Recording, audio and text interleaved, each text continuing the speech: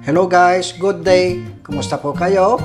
For today's cooking vlog, magluluto po tayo ng pork liempo. Ito po ang ating mga ingredients: sibuyas, bawang, fermented black beans or tausi. Hinugasan ko na po yan para matanggal ang alat niya. Maglagay din po tayo ng pineapple juice, pineapple chunks, oyster sauce, soy sauce, black pepper, brown sugar, at kunting pang yam-yam. Let's start cooking, guys! Enjoy watching and happy cooking! Kumukulo na natin tubig sa ating kawali.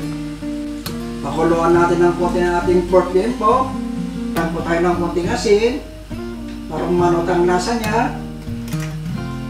Ayan po, malapit na po siyang matuyo. Ayan po, lumabas na po ang sarili niyang mantika.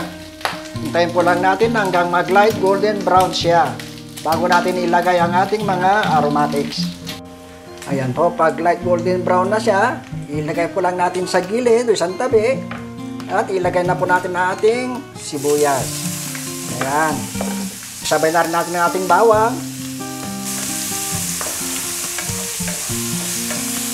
Maglagay na po tayo ng soy sauce.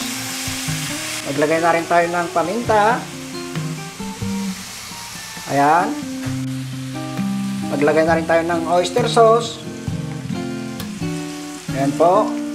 Maglagay na rin tayo ng brown sugar. Ayan, para banding all together na sila. Ayan na rin natin ang ating fermented black beans or tausi. Ayan po. Naugasan po na to para tanggal ang kalat niya. Ilagay na rin natin ang ating pineapple juice. Ayan po.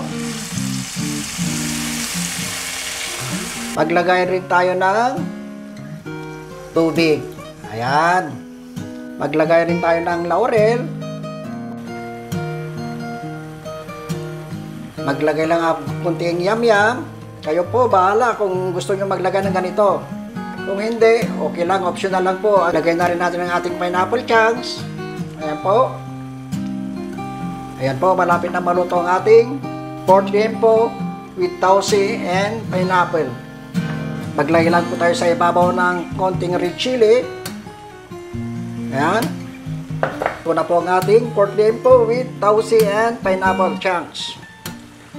Or humba, Bisaya.